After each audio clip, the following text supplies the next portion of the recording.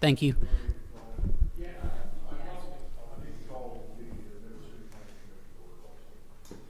All right. Thank you, and thank you all for being here. Updating the comprehensive plan is obviously a very important process. The last update that we had to the comprehensive plan was adopted in 2008, and so it's sort of not lightly that we sort of undertake this process to sort of set a vision for the community going forward and look at how we want to get there. With that said, we obviously value the input of both the City Council and the Planning Commission, and that's why we've requested to convene this joint work session. We also have opportunities and will have opportunities throughout the update process for community-wide input. In fact, later this evening at 6:30, we are holding an open house across the street at the community center where everyone is welcome to come and give additional public input. But with that being said, I just want to turn this over to Don Warwick, who's our project manager with Freese and Nichols, who's our consultant on this project. Thank you. All right, I'm going to probably keep that close. Good evening. Thank you all very much for convening this joint session. I know it takes a lot of logistics and kind of effort to bring everybody together. As Matt said, my name is Dawn Warwick. I'm the project manager. I work with Freese and Nichols. Jake Lange is here also on our team, and we'll do some more introductions as we move into the presentation. But the purpose for today's work session is really just to kick off the comprehensive plan update process to make sure that those of you that are in leadership positions have some familiarity with the project, have the opportunity to ask some questions about it. We'll walk you through basically why we're doing this comprehensive plan, what it's meant to do as a policy resource for you as decision makers within the community. And so just to get things started, like I said, we'll do some introductions at the beginning. It takes a lot of people within the community to make a good comprehensive plan come to life. So we've got different groups of folks that we're going to be engaging and utilizing as resources throughout the project. We're going to talk about what we call Comprehensive Planning 101. Matt mentioned that your previous comprehensive plan was adopted in 2008. These are not processes that every city council or every planning commission has the opportunity to be involved in, and so we want to just sort of talk a bit about why we do it, what this is meant to do to serve the community, and how you can, as decision makers, utilize the comprehensive plan, both the process of developing it as well as the outcome, the document itself. We'll talk a bit about the community snapshot overview. So this is sort of the initial demographic research that we do to begin to set an understanding of where the community is today. So most of this information, and Jake's going to kind of walk you through some of the demographics and data points that we've started pulling together.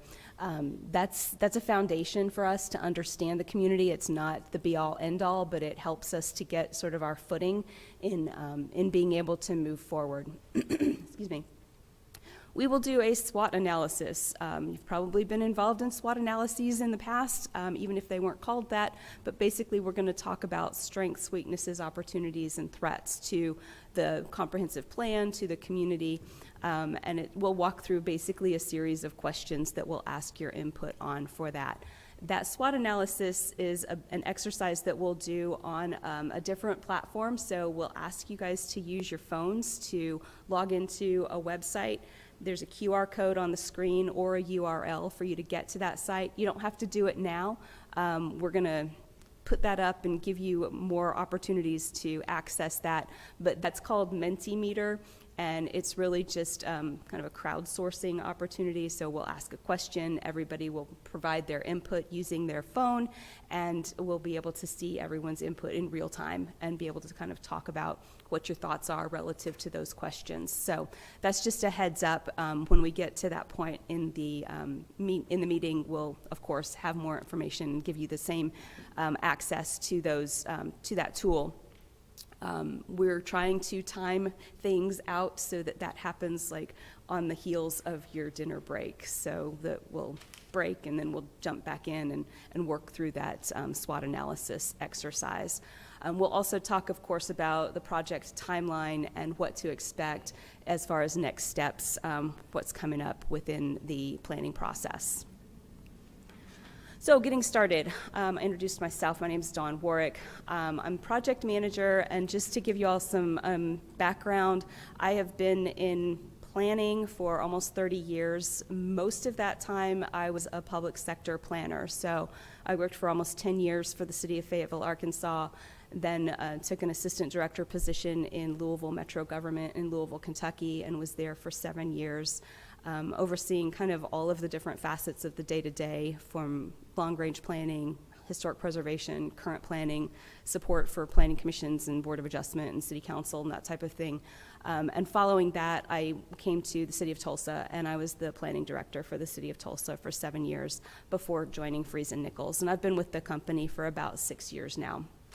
So, along with myself in our Oklahoma offices, Shobha Pathmanathan, some of you may have met Shobha. She helped us do a workshop previously with the steering committee. She's laid up at home with having had knee surgery recently, but she's also kind of on the back side of this. She's been working on the project website and other materials relative to the project. And then, of course, Jake is here and will be doing some of the presentation today. Both Shobha and Jake are OU grads through their planning and environmental science programs. Along with the Freese and Nichols group, you also have some folks from Catalyst Commercial on the team. These are sub-consultants to us. Jason, Chris, and Noah are economic development specialists. So they work in that realm. They're going to be doing some additional deep dive into economic development relative to your comprehensive plan. One of the things that we've found to be really important more recently in comprehensive planning is it's great to identify desired land uses and talk about where we think different types of activities should occur within the community, but understanding what that means from an economic sense, what kinds of revenue generation can you expect when you look at commercial land use versus industrial land use in different parts of the community, what that looks like as a bottom line. Again, a lot of this is based on projections, but we try to build in as much reality to the planning that we do so that you really understand that the city's moving in a direction that can be sustainable. So if we're talking about additional residential development, making sure that we understand there are costs to possibly extending services and providing other types of supports to those new houses. We want to make sure that the city can accomplish that by revenue generation that comes in through other means. So it would be important to have conversations with these folks. They've given us some questions, and some of the information that we're asking people to provide their feedback on will directly relate to the work that our folks with Catalyst will do to support the comprehensive plan. You guys know who you are. You're the city council. We want to make sure to recognize that those of you who are serving on the city council know that we will periodically provide updates to you. You've got, of course, access to staff who will always have a thumb on the pulse of what's happening within the planning process. But it's important for us to know that you guys are plugged in, that you understand that there's a project, that you can ask questions if you have them. And that you know that we appreciate the fact that you're part of this process as we move the planning process forward and develop this plan. Likewise, the Planning Commission. You guys use these, the Planning Commission uses the comprehensive plan maybe on a more regular basis than any other entity within the city. When applicants bring requests to change their zoning or to request a development approval. The comprehensive plan is a tool that the Planning Commission utilizes on a regular basis, and we want to make sure that you're incorporated into this discussion so that we're developing a tool that works for you and that you can utilize as policy support when you are making decisions with regard to those types of applications and requests. None of what you guys do is easy, so we feel like we've got an opportunity to give you a tool that will help in some of that decision-making at every level. Of course, your city management team, some of you guys are here as well. We definitely appreciate and want to recognize all of those folks that are on the city side of this process. We will very regularly be asking for support and feedback from your city team, both the management as well as your planners and others. We utilize them as local subject matter experts. They can help us understand how things work in Midwest City. Sometimes it's very different than other communities. Sometimes it's exactly the same, but we need to know that so that when we're writing information about the city, we're doing that in a way that respects your, ingrained processes and procedures. So there is a technical committee that has been assembled. Many of these folks represent different city departments. Some are allied agencies. This group we will tap on a more regular basis, and this is a group that will be looking at some draft content. We'll be asking them for feedback on various pieces of the plan. For instance, we may be talking specifically to your public works team about infrastructure and capacity and other types of kind of nuts and bolts that go behind the activities that happen above ground. Of course, we've got folks on the planning team, emergency services, everybody who kind of helps make sure that things keep moving within the city. We are appreciative that our planning group pulled these folks together, and while we won't meet with them on a weekly basis or bi-weekly basis, these folks know that they're part of the technical team and that we may be calling them to provide assistance or information as we move through different parts of the plan. The steering committee is a group of citizen volunteers. They have been identified to basically provide us a cross-section of the community so that we have a sounding board of people who can help to answer questions, but also help ensure that when we are drafting content that is intended to represent the desires of the community, they can help keep us honest about that. They can help to ask questions that we may not know to ask. We've had one meeting with the steering committee so far. It was basically like this, sort of an introductory meeting and conversation with them. We will be going back to the steering committee a total of 5 times, so 4 more meetings with them throughout the course of the planning process to, again, just be a touch point and allow them to help to screen information and make sure that we've kind of answered questions that many people would likely ask. So we appreciate the folks that helped to pull them together as our steering committee. And before I get to the next section, this has been along several lists of names. I guess my question would be, based upon what we've talked about thus far, are there any questions or thoughts from you guys? I feel like I'm talking at you a lot, and I want you to feel like this can be interactive. Mr. Thompson. Specifically, I guess Mike's on.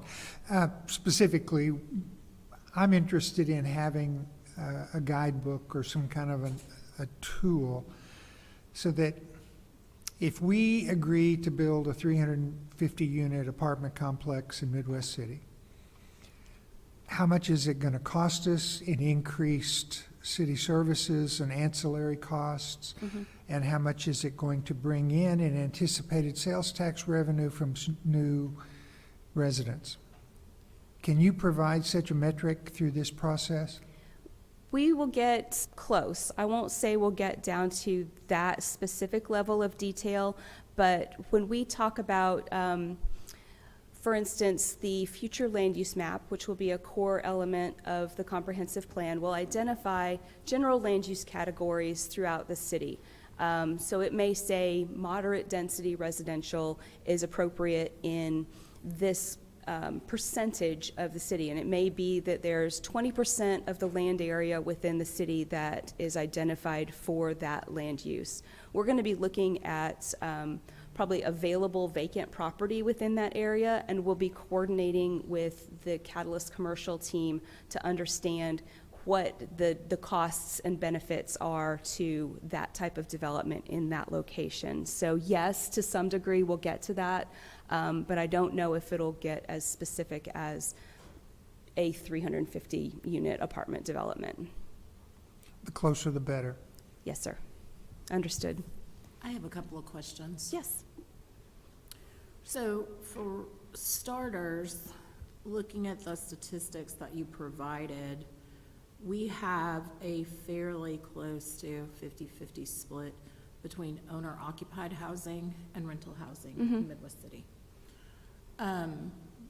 What percentage of the steering committee is involved with and understands the rental housing piece as a renter, if you're aware? And I noticed that also in the statistics that you provided in terms of who's forming the parameters for where we're heading with a comprehensive plan, I'm not seeing any nonprofits represented or anyone that is dealing specifically with lower income housing, which is a Okay. big concern Sure. that we have in particular in at least 3 of the wards in Midwest City. And also elderly-based housing.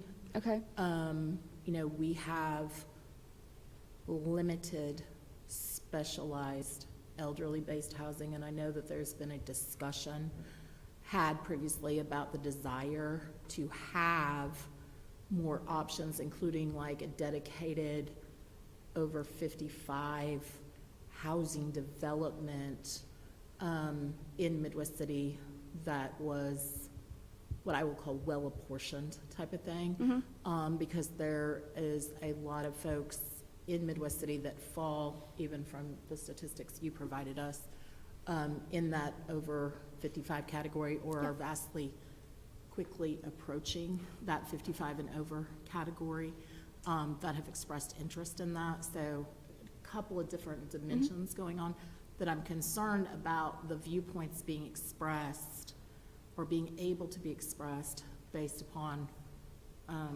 the steering committee reps, and like how frequently you're either going to bring this to the planning commission or you're going to bring this back to the council to know that we are getting all those different viewpoints represented. Sure, okay. In addition to the steering committee, and I might have to have staff talk a little bit about specific expertise that different individuals bring for to the steering committee specifically. In the next couple of days, so specifically Thursday and Friday, we have 8 different focus groups identified that will be conducting meetings, virtual meetings with focus groups, because the steering committee is great. They're intended to sort of be that cross-section, but they are not the only individuals that we need to hear from. We need to be reaching out to the broader community and making sure that we do understand a variety of different perspectives from people who live in all different types of, environments and types of housing, for instance. So to accomplish that, we're supplementing the steering committee conversations with public engagement, with an interactive website, with specific conversations with individuals that can be identified to represent, for instance, the groups that you've identified. And so all of that will be consolidated into our understanding of what the community needs, wants, and expects. So yes, there needs to be a broader, more robust engagement than just having conversations with the folks that kind of are on these lists Sure. that you've seen so far. And I appreciate the comment about what the community has started to voice interest in. We want to hear that. We want to understand if we've got, some, if we've got enough capacity within the community that we can say, yeah, there's a clear desire that there are more owner-occupied homes, or that there are homes for particular age groups, interest groups, or abilities. As we develop the comprehensive plan, will identify locations that those types of activities are appropriate. It will take other types of tools that the city may have at their disposal to actually implement some of that. So as you know, we can kind of lead a horse to water. We could zone a property for a particular use, but it's going to take the private sector to come in and do those types of developments, or to partner with the city to accomplish those types of developments. And so as we work through, for instance, the Housing and Neighborhoods chapter of the comprehensive plan, we'll be looking at opportunities to really ensure that the neighborhoods are providing the types of services and amenities that people want to see, and where there are gaps, we'll be making recommendations as to how the city can accomplish those things. So to follow up on what you said, if I could just really Yeah. briefly, I want to give you an example. So we'll go with 5 to 6 years ago, the city worked on the infill lots in the original mile to try to take those vacant lots, turn them into a opportunity for owner-occupied housing, because there is a lot of saturation of rental homes in the neighborhood, in the original mile. And one of the developers who's on the steering committee took on that project. And most of those infill lots were turned into houses. We did some different things, like trying lot splits and putting 2 properties on them, et cetera. And most of those are rental properties. Okay. They were never purchased. So the price point that we were indicated they would go at was not the price point they ultimately sold for. And so, or they were listed for sale for. And so ultimately they sat vacant until they became rental property. So I just want to use that as an example to say also, like, we have, desire in terms of, as a city, to try to be innovative and so forth, but we've certainly been met with some challenges Sure. with regard to that in different approaches. And I think everybody in this room has the best intentions for the city of Midwest City and all the citizenry of Midwest City. So really looking forward to, kind of getting a better idea of the options that are out there and where we can head. Yeah. And what kind of assistance is needed from us, and when I say us, the Planning Commission, the City Council, et cetera, in order to, get a better comprehensive plan in place to be able to develop our future. Yeah, absolutely. What a great segue. Are there other comments or questions at this point? I know that you said that there was an effort to collect a broader spectrum of feedback. What has been the approach as far as outreach to make sure that all residents, all 60,000 residents, are fully informed that this is actually even happening right now, so that they can actually opt to participate? Yeah, so far, we're trying to sort of drive people to understand that there's a project and make sure that there's an awareness about this evening's open house meeting. So there were articles in the newspaper. The Banner had an article. So I might need to lean on Julie a little bit. She helped a lot with this. Utility billing had, Mail out to every single utility customer, so they have the opportunity to learn about the event, and then also on the, it's on social media, blasts, and then, on the community, billboards, the electronic billboards. So those are the 4 ways that we advertise the open house. And then, but we're really just at the beginning of the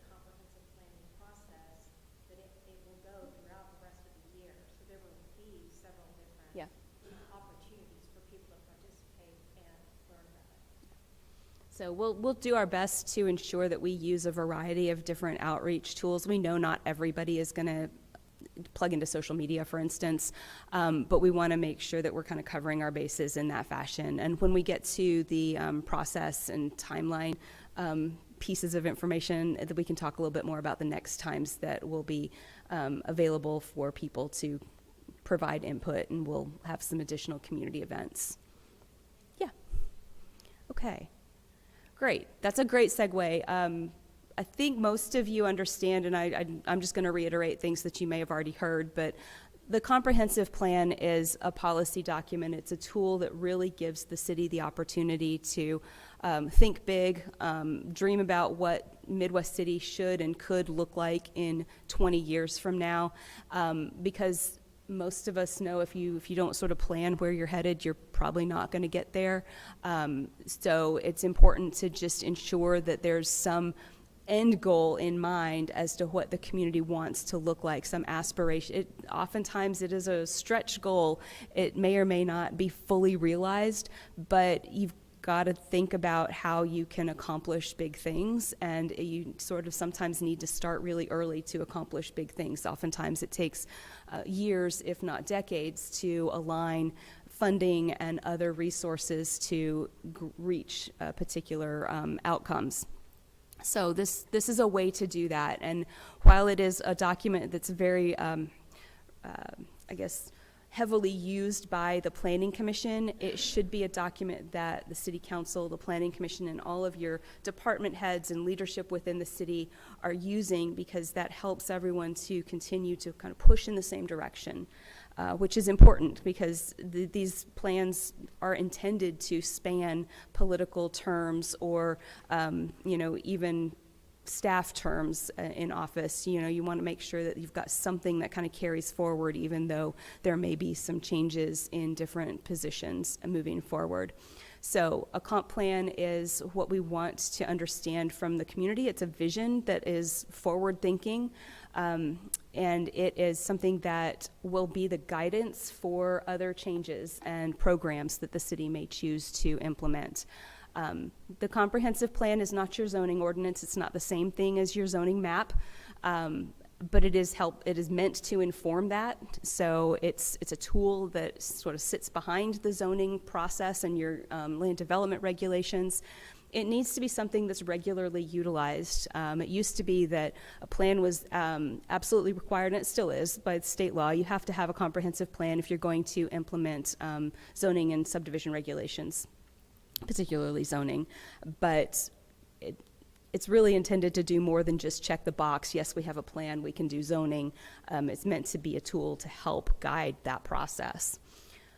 So what we'll be looking at to create this comprehensive plan is utilizing data, information from sources such as the census and other data that we can rely upon, original data as best, and also community input. So it's fact-based, but it's also an intuitive type of response to what we hear from the community about what they want and feel like they need with regard to residing in the city. What that comprehensive plan then can do, how it can serve you, is it feeds into and informs your land development regulations, your capital improvement program. Follow-up studies may be necessary, and you may also then be utilizing the comprehensive plan as sort of a policy guide for developing programs or other decision-making tools that help advance the vision of the plan. Any thoughts or questions on that? Cool. Okay. The content of the new comprehensive plan, the 2045 comprehensive plan for Midwest City, will include these 8 sections. So it will start with sort of an introduction and an understanding of what the big picture is, what the vision and guiding principles are for the city. It will have a core content chapters related to land use, transportation, neighborhoods, community character, public services, economic resiliency, and then metrics and implementation. So the implementation section is really meant to be a playbook for how you accomplish that vision, how the steps that need to be taken, the projects that need to be accomplished in order to accomplish, to meet this community's vision for the future. Yes, sir.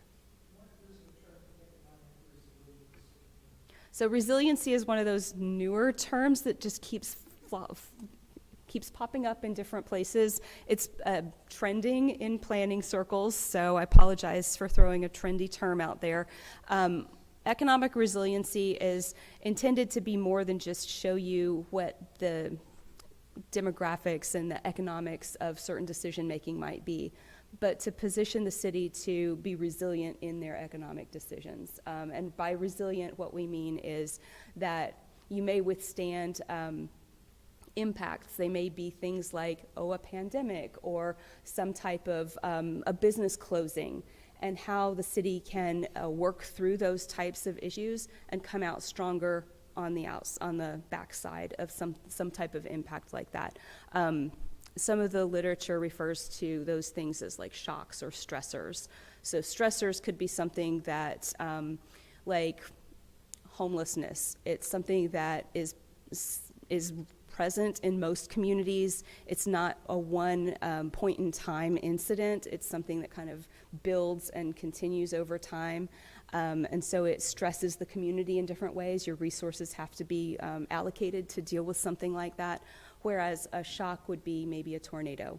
And so what we want in a resilient community is to provide the different tools necessary for you to be able to work through those situations and come out stronger on the other side.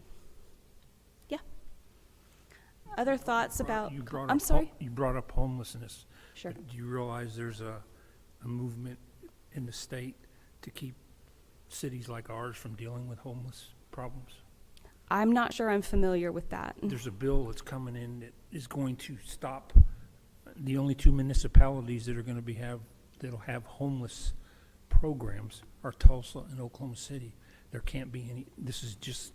They just filed the bill, and we won't be able, if it goes through Midwest City, Norman, all the smaller communities won't be able to have any type of homeless program. So you wouldn't be able to do anything grassroots, or you wouldn't have state funding to do anything? Nothing. Well, Wow. you couldn't use local funding. They wouldn't allow you to use local even? Okay. It hasn't been passed yet, Sure. but it's in the works from out of Norman. That is definitely something to watch. Can't tell us that we can't provide for homeless people.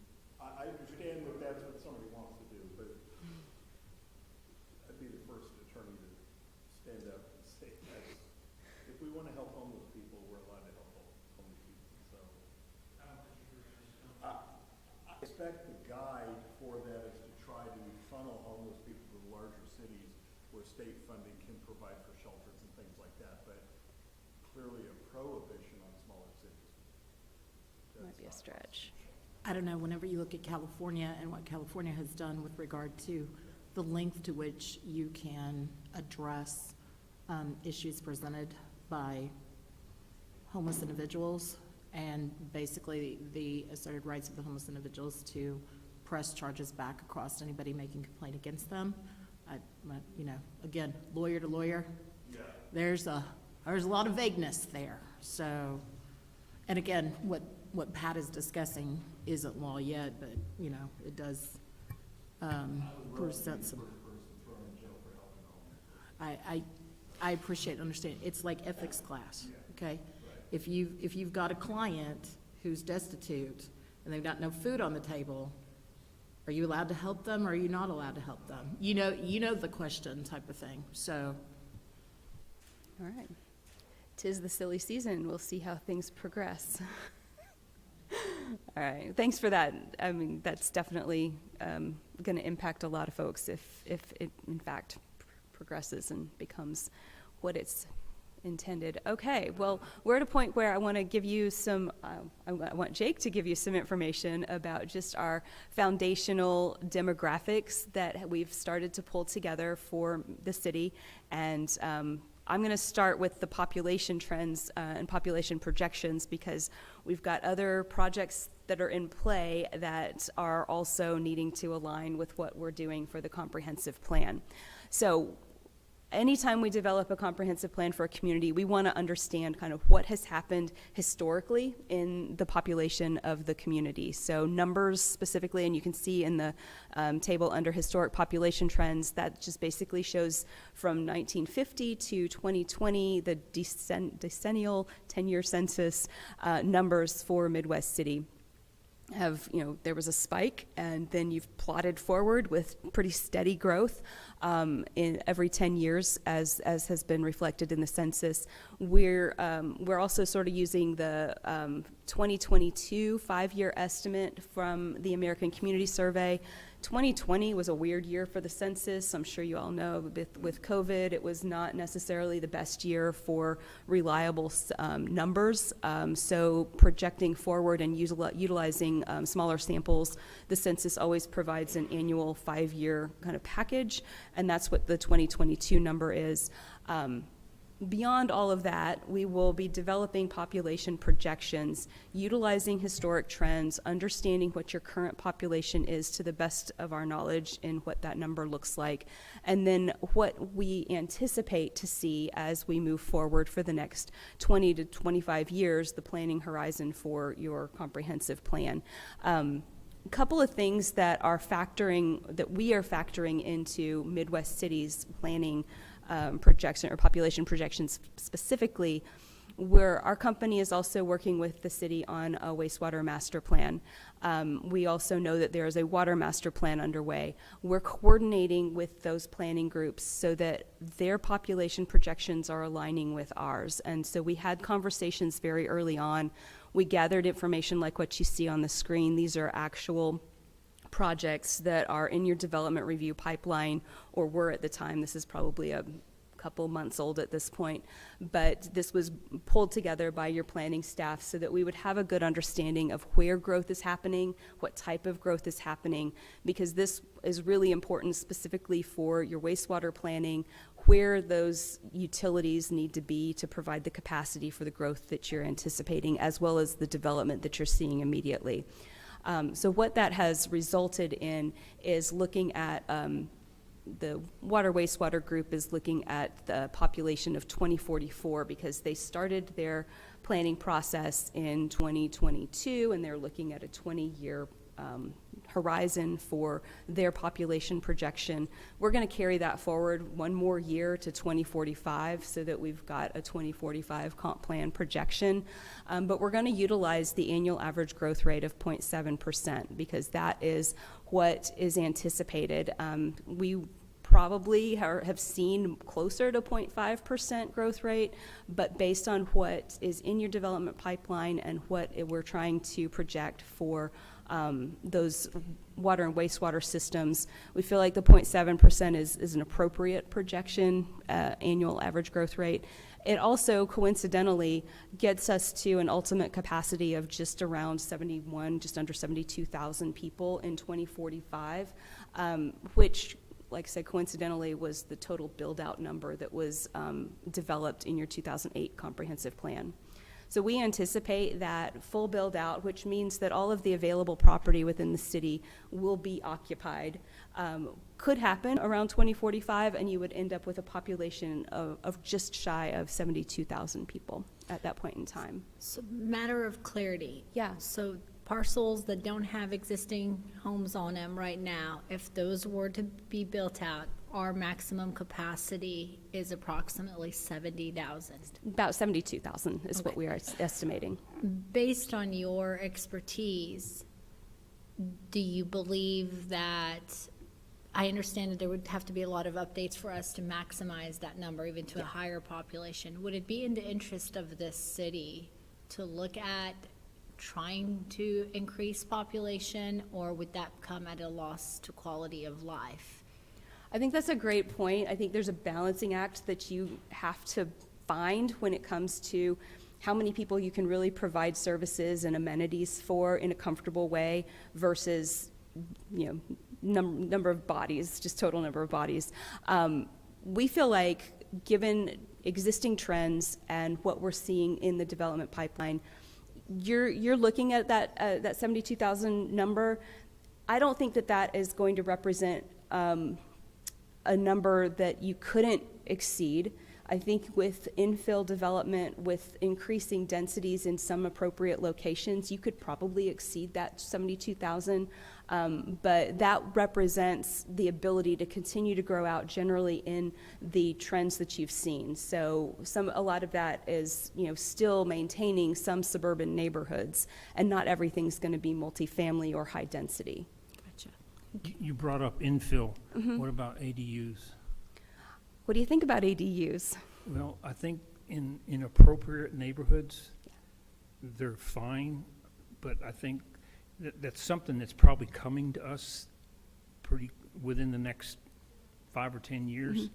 And I think that it would be advantageous for us to put something in there that defines how big the property has to be to put an ADU on it, because, you don't, these smaller neighborhoods, you don't want, I wouldn't want an ADU. I couldn't put one in my backyard, but some of the neighborhoods, it would work because the lots are bigger. But some of them, it doesn't need to be a shed. And that's what, Okay. that's my opinion. I'll let you take that for a minute. Sorry, I did want to provide a little bit of clarification, and we talked about this at the Planning Commission just last week. Our zoning ordinance already allows by right accessory dwelling units in a lot of our residential zoning districts. Now, there's certain metrics that they would have to meet to be able to do that. I think it's if you want an attached accessory dwelling unit, your lot has to be at least 7,500 square feet, and if you'd like a detached accessory dwelling unit, your lot would have to be at least 12,000 square feet. There's some other considerations about how large it can be in relation to the main dwelling, but that gives you an idea. We do already have some regulations that govern that, and sort of through this process, we can certainly discuss if those are appropriate or if we want to change those. But I did want to provide you the information that we do already have certain regulations. I don't know how many, but I know there are a few. Yeah. Because I had one in my ward that it was a shed in the backyard, and they were using that as Okay. a tiny house. VRBOs. Okay. And, I understand because, the granny pads, Yeah. it's coming. Especially if we don't have any more land to build houses on and you want to take care of your elderly parent, you put in one of those instead of putting them in a nursing home. But, however, I think the lots need to be big enough, and Yeah. we need to have a capacity to deal with that. Yes. Yeah, I agree. And we can talk more about sort of that process we go through to review those, or if there's a property in particular you want us to make sure that something yet. received the appropriate permits. No, I just think that while we're doing that, this would be a good Yeah. time for us to look at that. Oh, 'Cause certainly, Just yeah. like she brought up infill housing, for a while we tried to do the overlay districts, particularly in the original mile, and we didn't get very far with that. But that's, something that we need to look at. I think it's something we need to look at personally. Well, Okay. and one of the other issues that I would bring up while we're on ADUs really quickly, kind of tangentially related though, is your group residential homes. We've had some of those come before us for consideration. And the other thing is looking at some of the homes that are situated for daycare options and what we're dealing with there also. Because both of those and developmental disabled, group housing, et cetera, it's all part of kind of a, if you will, a trend, so to speak. You guys are the ones with the degrees in planning. I deal with this on the front end on issues because of what I do. But when you're looking at those, it's kind of like becoming more and more of a trend to get away from, having to put mama in the nursing home, having to put a disabled adult child in a facility-based, institutionally based location, and instead do a care in the home or open that up to others also, and the unique challenges with that. I know Oklahoma City has been going through a lot with regard to group homes with larger homes and having folks go in and buy those larger homes because they can get 5 dedicated bedrooms and do splits in those bedrooms, so they can have, you know, depending on what Unicode allows for, you know, 10 to 12 individuals living in that house. So, I mean, it's also one of the things that I think, you know, is worth considering, just like ADUs. If we're doing this and we're talking about something that, I mean, was startling to me, but 2045, I mean, I don't know, I kind of expected I would be dead by then, but, you know, if we're putting together a work that's going to carry forward for another 20 years, I just think it's worth at least discussing. Thanks, Matt. Very good point. And one of the things that your comprehensive plan serves as the foundation for is updates and changes to your land development regulations. So your comprehensive, and one of the most effective and immediate things that a community can do after they've adopted a new comprehensive plan is update your development regulations to ensure that the kind of development that you've identified as desirable is facilitated in your development regulations. Because if you go out and you say, we really want to develop in this fashion and we want to provide these opportunities for people, but then your code makes that the hardest thing to do, you're really at odds with yourself. So making sure that your code updates happen as quickly as possible to reflect what you want to see that's embedded in your comprehensive plan, that's one of the most effective things that the city can do. And that will be part of the recommendations, is where and how you can make adjustments to your development regulations to accomplish the goals of your comprehensive plan. I have a statement, a thought. A lot has been said, and I'm concerned about the elderly population. I looked at your statistics, and the 60 and older are the second largest population in Midwest City. There are Ward 1, 3, and 5. There are areas of the city that has been, well, we're so much older, I think, and I don't know, do you have any plans on how we're going to improve those areas to bring people in and to keep people here? Mm-hmm. Our population is getting older. How do we bring in new or keep the new, the younger generation? And they're not moving into Ward 1, 3, and 5. Okay. So how do we change and improve on that? I think that's a great point. I think we'll definitely want to evaluate and do some analysis on that and understand what's desirable. Some of the questions that we're asking people through the community outreach have to do with what services do you feel like you want or need near your neighborhood? What amenities should your neighborhood have, or what would be desirable amenities in your neighborhood? I think we can translate some of that into areas where those things may not be available and make some recommendations about improving those locations to meet the expectations of the community. I appreciate that. I also appreciate the different ways that you're going to reach out to people, because everybody's not going to get on the website. Are you trying to track people when they come to these meetings, get a good feel of the demographics, who are really showing up? Because when I go to functions in the city, the same group shows up. Yeah. The same group. How do we reach those other people who are not showing up, who need the services? So How do we do that? are, thank you for that. We are asking people to tell us where they work and live, and in the questions that we're asking on the website as well as through the open house meeting. We haven't done a lot with regard to asking other demographic questions of participants.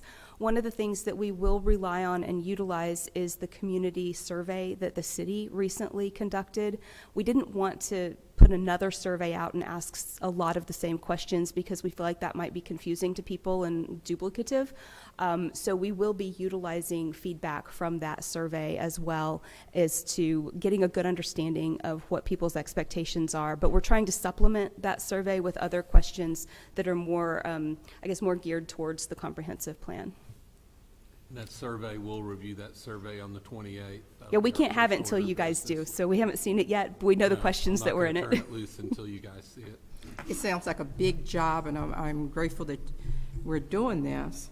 However, I really want us to concentrate on the areas. It does us no good to build a great area of town if I have to go through the other part of the town, and I'm not going to rent or buy in an area that is not being given attention to.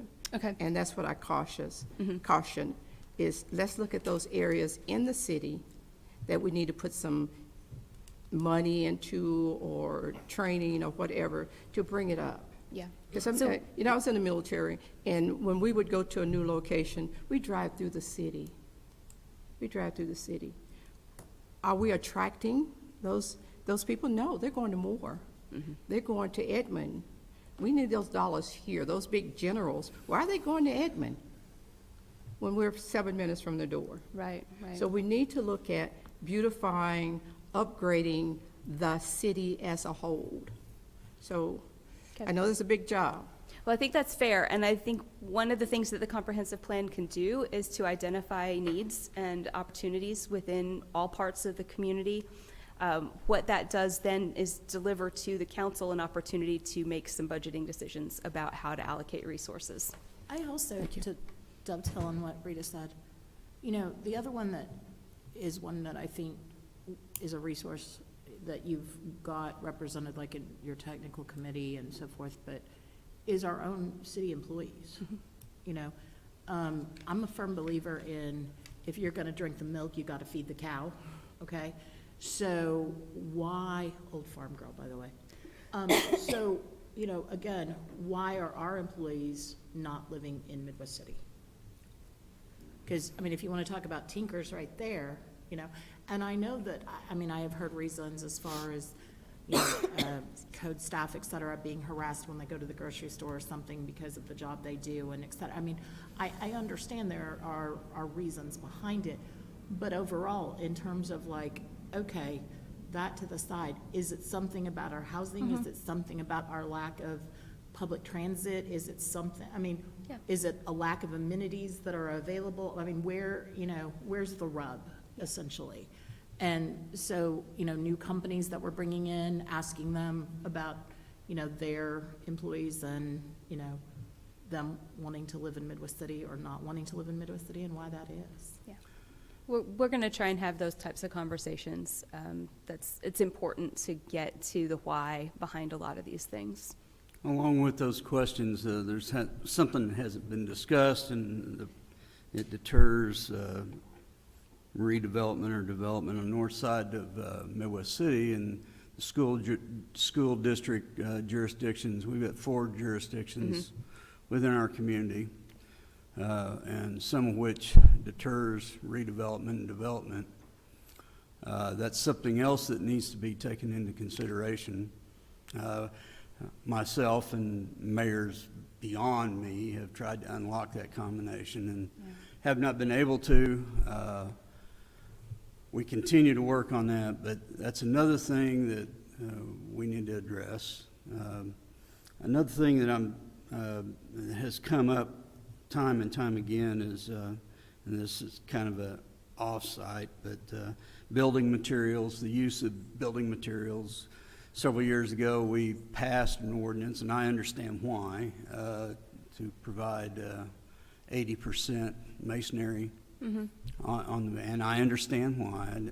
But there's been an evolution in building materials over the last several years, and are you guys going to consider that in the overall development of the comprehensive plan and allow the use of certain, well, I know this is a direction to us, and we would have to allow it, Sure. but it would be nice, and we've made some allowances that we could, but it continues to be a deterrence in some cases where people won't build as a result of that. Well, the state legislature actually answered some of that question a few years ago. I think it was in 2020, maybe 2019. They passed legislation that prohibits communities within the state mandating or limiting different building materials for single-family residences. So you cannot, in Oklahoma or Texas or Arkansas, tell single-family homeowners what they can utilize to build their homes. There are a few caveats, so they may be in a historic district that's previously established or a planned unit development that is basically a negotiated zoning district. But if it is just a straight zoning for single-family residential, the city cannot dictate what type of building materials are utilized. I did want to add one thing. With that, the way that statute is worded, because our ordinance regarding residential materials and sizes predated the ordinance, I believe that we're sort of grandfathered in as long as we don't amend it, essentially. So in other words, we are applying that requirement because of the being grandfathered in. So in other words, we are asking people to do 80% masonry on homes. I don't remember the percentage exactly, but yes, we are requiring masonry on residences. Okay, 85. Okay, so again, to advocate for what the mayor is saying, given that it's on our end, maybe it is something to It's something we need to look at. look sure. at, yeah. Okay. And it's also for business, commercial For properties commercial properties as well. There's no state, dictate relative to non-residential or non-single-family residential, but that's something that, the community character and the expectations with regard to the quality and type of development is something that's typically expressed through the comprehensive plan. So you get an understanding of what is desirable, and then that can be amended or implemented through your development regulations. It's interesting because there's a few of us in the room that were here. And back in the 90s, when we started talking about it, we were addressing, like what Rita was saying, how do we get the generals here? And at the time, it was like, well, we need to stop building houses that are just plywood siding. Higher So quality. Let's require masonry and brick, and that'll bring up the standard of the people that live here. And it didn't. It does make the homes last longer, and it does make the homes cost more money and appraise at a higher rate, but it didn't bring in the generals. Yeah. Okay. And it started to push out people in other areas. So there's gotta be a balance. The problem is, we changed that ordinance, and we're done with Lose it. So, I, for one, say if you're gonna change it, you change it for different parts of the city rather than the whole city, so you can hang on to the grandfathering in some areas. But did the council undergo in the last 30 years a philosophical change on who we're trying to attract and who we're not? I don't know, that's for you guys. Okay. So No, there may we're be still, we're still trying to attract those. And Yeah. the problem we have run into collectively is the fact that the developers don't want to build those houses. And they're wanting to build, they're wanting higher density and things of that nature, which just totally takes away from what, and we haven't lost that philosophy. We want those bigger homes to attract the CEOs of Pratt and Whitney and everybody else that's coming into the town, but we just haven't been able to get the developers to bite on that hook. But I like what you are recommending, former Councilman Rice, is having some balance with diversity, and that's one of the things I've been recognizing as I walk around this town. I didn't even realize we have mansions in the city of Midwest City, and I've come across a few of them. And so we do, even though we are a landlocked city with very small area, you can distinguish the different areas apart, and maybe we can have a little bit of both, Okay. Great. Do you need a timeout? Can we take a timeout? It's a great place, great stopping point. Yeah, and ADUs, we call those cabanas. An ADU is called a cabana.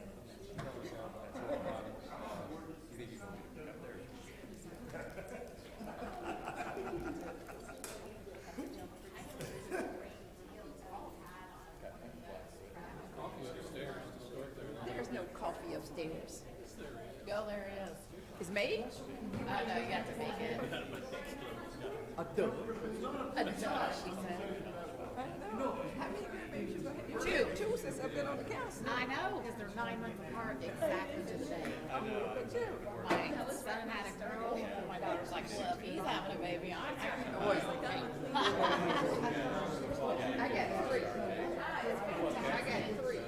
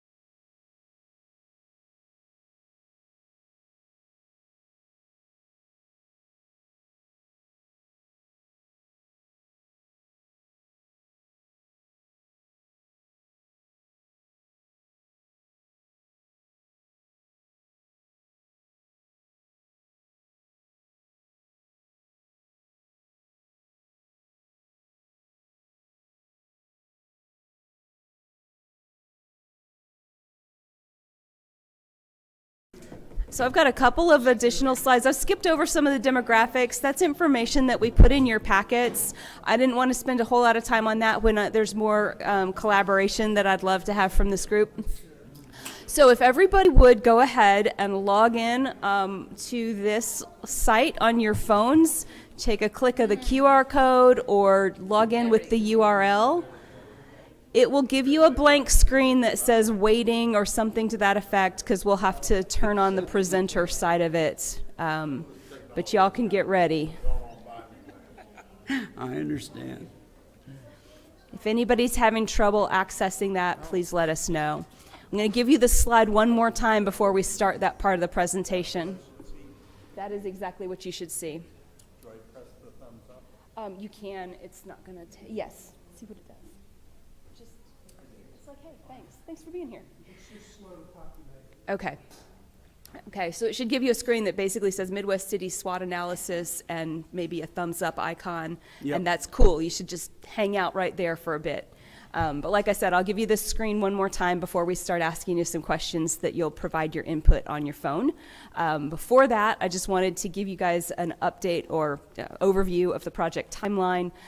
We've put this together in 4 phases. So the first is basically, foundational, getting a basic understanding of what's existing and what the community wants to see as a long-term vision.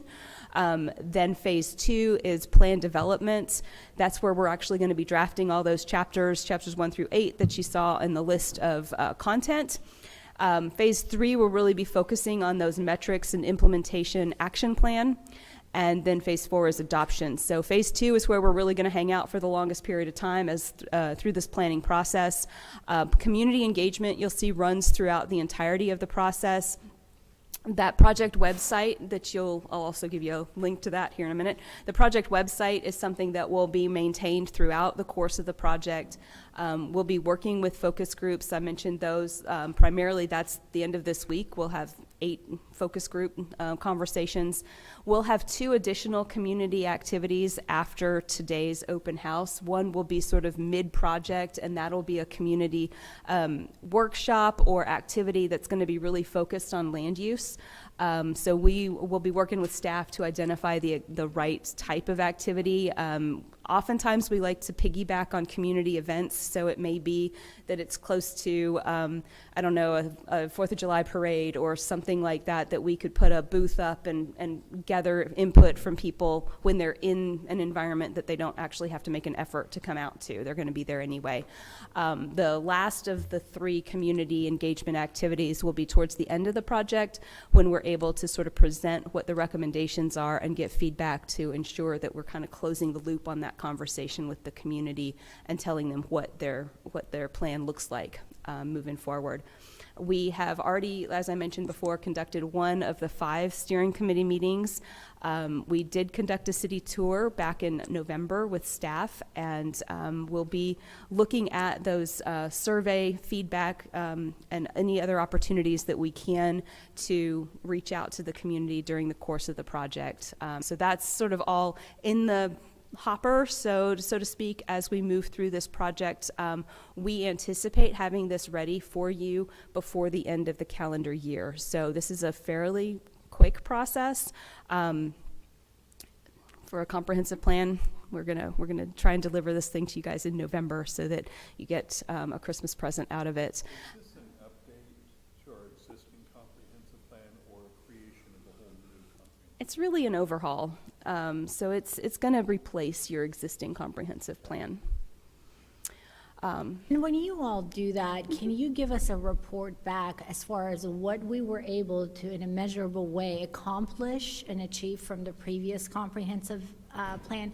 Because Like a red line version almost. yeah, just so we know how much of what you all are giving us historically are actually being applied, and whether or not we need to do better by. So by we that. will, within the new comprehensive plan, we will identify things that we're carrying forward, things that have not been accomplished that still have value, that will advance the objectives of the new comprehensive plan. We'll identify those. We will definitely be doing some analysis on the existing comp plan just to understand what worked and what didn't seem to work. So, yeah. Okay, so next steps are continued development of the background information. We'll be really focusing on, after this week, distilling the information that we've learned from community outreach. And then, of course, the focus groups. Steering committee meeting, we anticipate having the next steering committee sometime in February, probably late February. And then the next community engagement event, we're anticipating to have that a March, April timeframe. So if there are any community-related activities that you feel like might be good for us to piggyback on that happen in that March to April timeframe, that's great. Talk to us or talk to staff about that, and that's still kind of TBD. We'll be working on that. All right, so now we're back to this slide again. We know that everybody needs to break at 6, so we're going to try and get out of here a little earlier than that. 5:30, that's when we need to break. We're going to spend 15 minutes and we're going to ask you about 7 questions. So everybody get ready. I'm going to go switch the computer. 2 minutes per question. And while Dawn runs that, I'll be up here to kind of help facilitate the discussion. So as y'all put in your input individually, we might call out themes that emerge within the responses because they should be displayed on screen and give us the opportunity to dive deeper as needed. So y'all got lucky and escaped a statistics lecture from me just now. Could be a downright soporific. So we're just going to do the call and response portion. Okay, it should have advanced on your devices. What was that? Oh, yes, I was going to figure that one out for us. Yeah, do the whole shebang. Okay.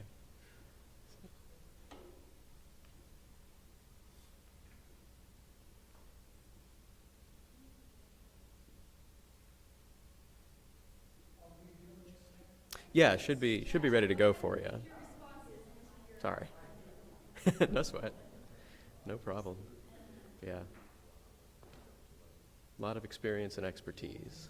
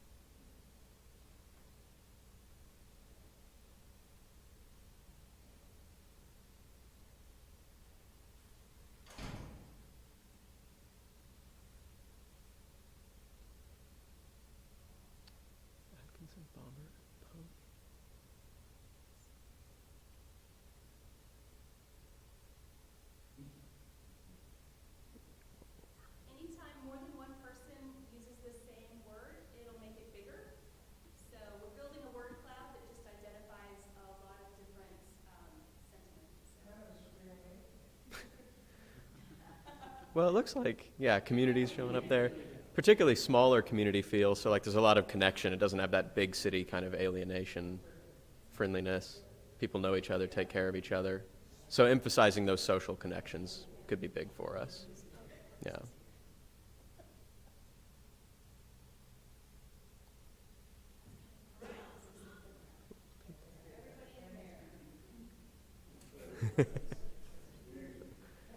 So yeah, quality of life.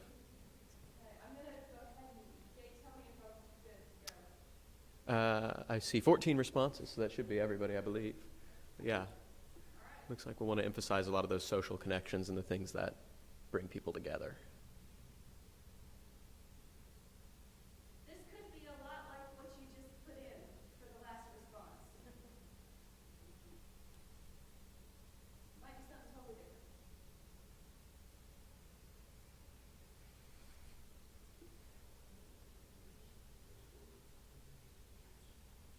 Durability. Be interested to explore that. Tinker, faith, community, smaller community. Can I ask what durability means? I'm interested in that term. Yeah. Yeah. So it's been resilient and adaptive throughout changes and shocks and stressors. Gotcha.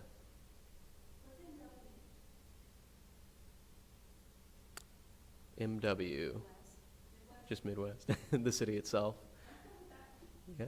Workforce, leadership, smaller community again. Tinker, definitely a big economic driver, so making sure that partnership is good. I think we need one more response. There we go. So yeah, it looks like a lot more of those, again, social dynamics like from the last one, but also some conversations about services and some of these economic relationships. Very good.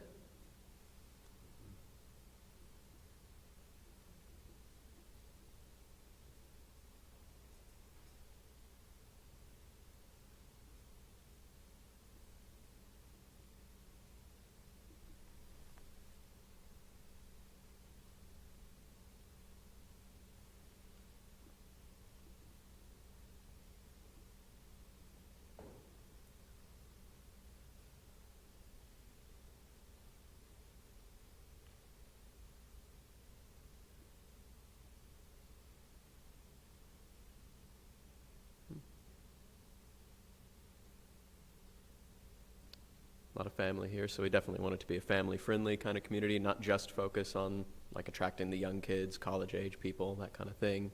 Make sure it works for people at all stages of life. Inclusivity is part of that. Do want to draw some younger people, I see, though. And transparency and making sure people have the opportunity to help shape their future through this process. Safety, police, fire departments, that's another thing this plan can address, helping make sure that as we move through the next 20 years, the city is continuously able to meet the level of service that it promises to its citizens through services and infrastructure. Mm-hmm. Yep, yep.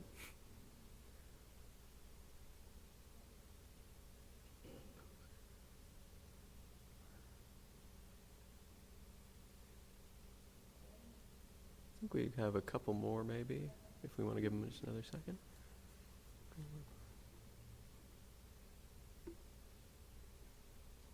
Housing affordability is big in the planning world today, basically, and definitely something that we look at when we do our housing analyses and these kinds of plans. Close to dining, love some good restaurants. Very good. I think that might be everyone. Anyone not responded that wants to? One last one. Raise a family and play. Gotcha.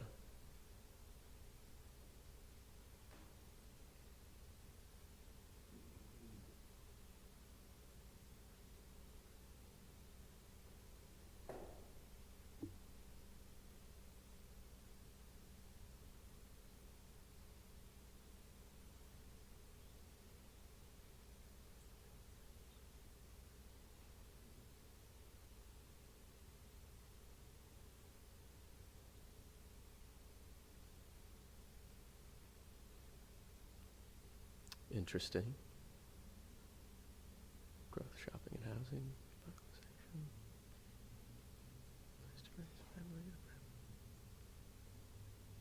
I'm interested in a future that mirrors our past. You know, I presume that means you have a positive impression of the history and what's gotten you to where you are today, so it's kind of about continuing the things that have allowed the city to survive to this point or thrive to this point, kind of like we talked about that durability discussion.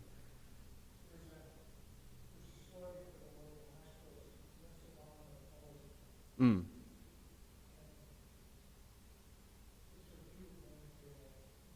Yeah, yeah. Tradition, connection to the feel of the community, making sure we emphasize those things, definitely.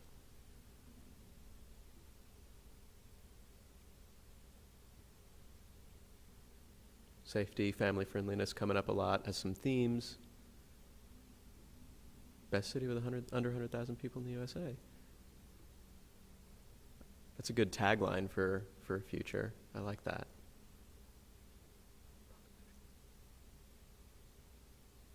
So growth in population and retaining people for kind of the sales tax revenue I see in that answer. Supporting Tinker and Tinker employees. Yeah, got some good themes emerging about family friendliness, safety, things like adaptability over time, and making sure that the city remains resilient to change and continue to embrace that heritage and its history into the future. Emerging within these couple of questions. I think we're ready for that next one.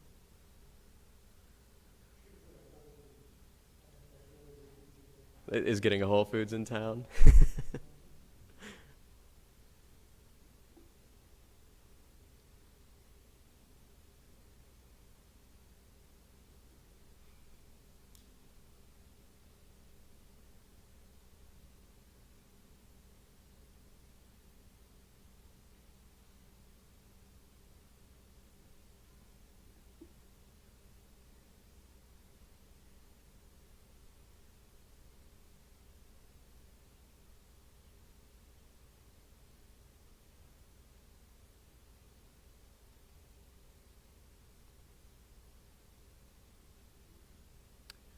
Economic stigma, right out of the gate. What do we feel like that stigma is about the economy here in Midwest City particularly?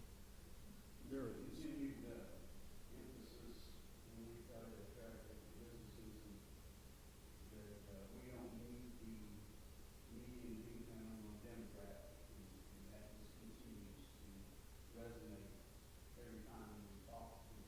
Gotcha. Mm-hmm.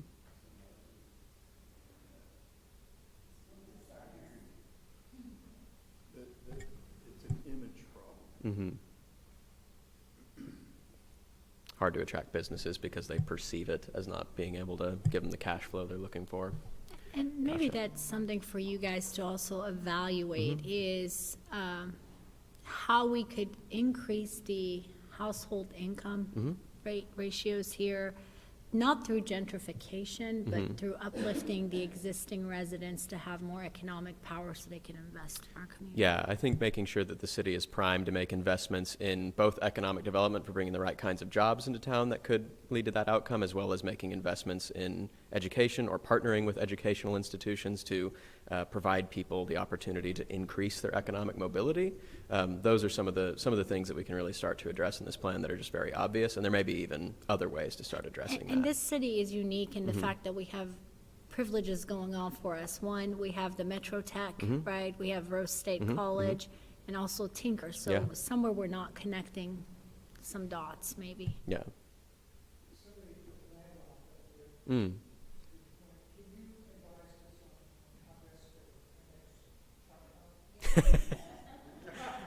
I'd be very interested to have a meeting about that. Yeah. We definitely want to bust out the lawyers for that one. There's other things, though, that get missed. We've got a really good Rails for Trails program. It's a really nice path that runs along our train tracks, but it stops about a quarter of a mile short of connecting to Sooner and Reno. And that train track goes to Eagle Lake. When that segment is connected, we would be able to ride bikes from anywhere in Midwest City to anywhere in Oklahoma City, around Hefner, around Overall Circle, Yeah. all over those bike trails, but we have a little gap. Right. And as a result of that gap, nobody from there rides over to here. Yeah. We just ride around in our little island.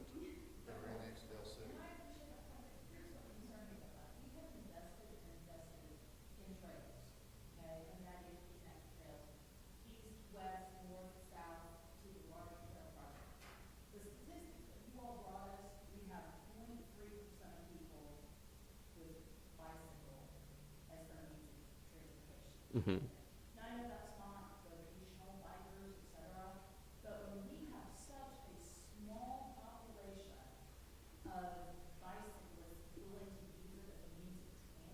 Mm-hmm.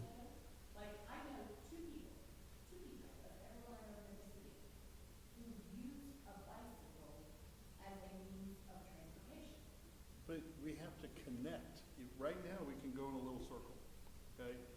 Our trails don't connect to Tinker, number one. We need to communicate with Tinker and allow people that work on Tinker to be able to go through security on a bike, and right now they can't.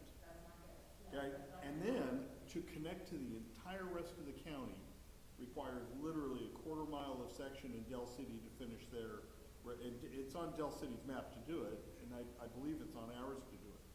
The thing is I use those trails all the time, but half the time I'm putting my bike on a rack, I'm driving to Oklahoma City, and then I'm taking all the trails for 20, 30 miles a weekend. I can't do it right now here. Once it connects, I think people will use it.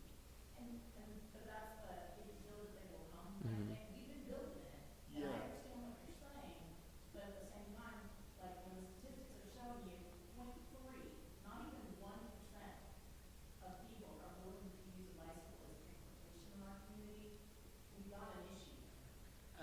I would just add that data comes from the census, and it's more specifically, people are using that as a means to get to work.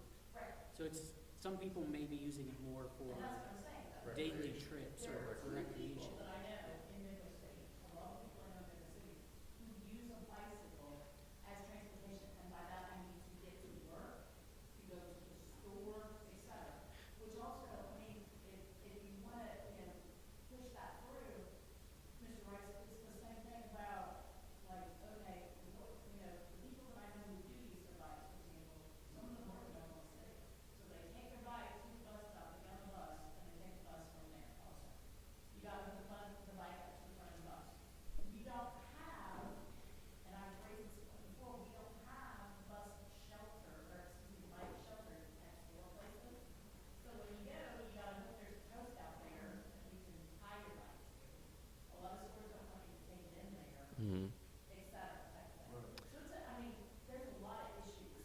I really think that something that would help would be to expand the bike trails on Tinker to get off Tinker to go to our shopping.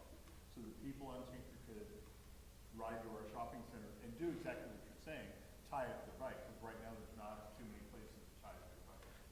Yeah. But you know that softball park that we built on 29th Street, a lot of people are like, why are we spending money on that? That thing's used. It is used all the time. It is a factor of if you build it, they will come. We just have to connect the little Lego pieces so that people can use it for potential. I've been a big fan for years, you know. I am too. And my wife reminds me every week. Yeah. And we should all call him daily. Yeah, I'm hearing kind of three things there. Economic opportunity by connecting to Oklahoma City, in which you could hopefully have cyclists from Oklahoma City come here, spend some sales tax dollars here, and then return to Oklahoma City. I'm also hearing land use. A lot of the reason people may not be using bicycles as transportation to work who otherwise might, it might just be that things are simply too far away for that to be feasible, and this is where transportation planning meets land use planning, and this is where we start that process in the comprehensive plan.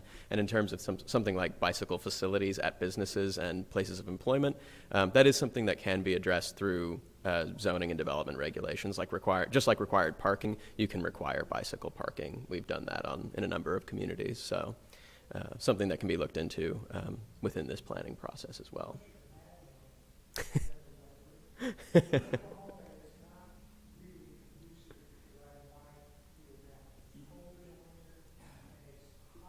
Yeah.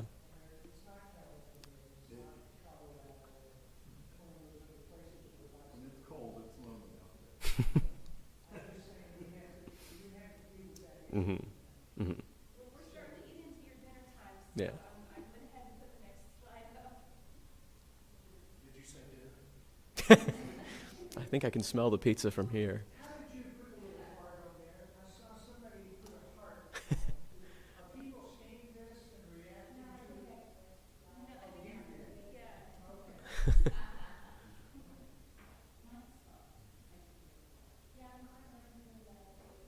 Uh-oh.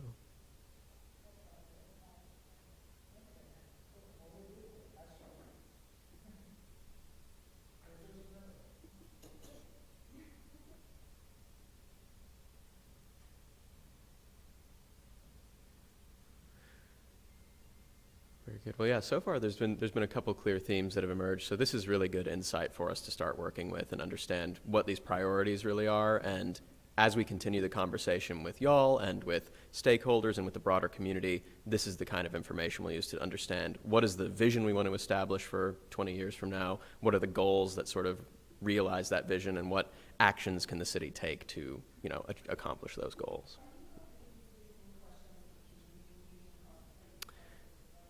So we have separate items. Similar questions of the community, they're not exactly the same, but we're trying to derive sort of the same kind of feedback. Yes.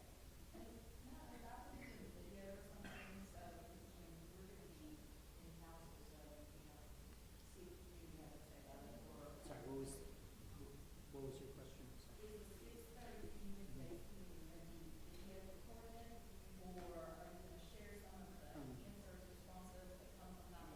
So it won't be video recorded because it's not like a formal presentation like there's for this group. It'll be more of a self-guided, people can kind of go through at their own pace. There'll be some boards that have information that you guys were presented earlier about the data and the sort of the why do we do this. And then there'll be some interactive exhibits where people can kind of answer questions that might be similar, but maybe worded in a way that might be more conducive to, stickers for preferences or some open-ended responses. So no, it won't be videotaped just because there won't be, you would essentially just be watching people walk through a room.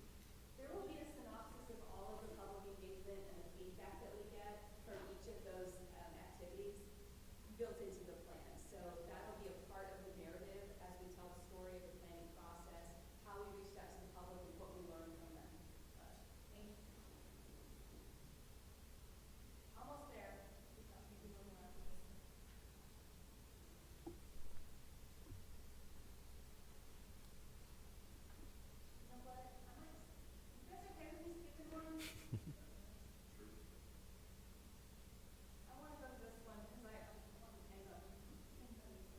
The other one seems a lot, some of those were pretty repetitive. But yeah, this is the way we want to end.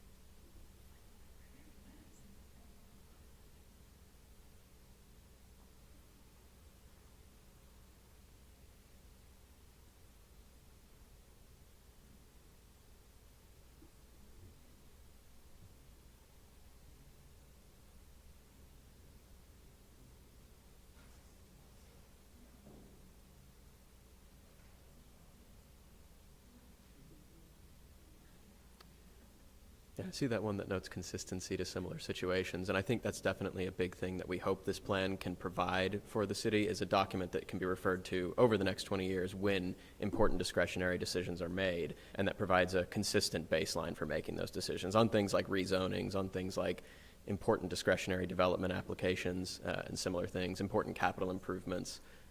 Hopefully this is a foundation that ensures a consistent way of thinking throughout different terms of these different bodies.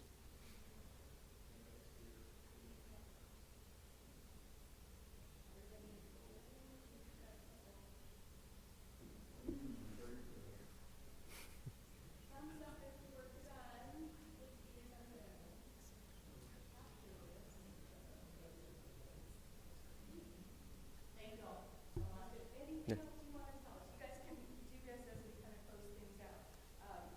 I'm not going to pop up any other presentation because the last one was really just a thank you. And you guys got that in your handout.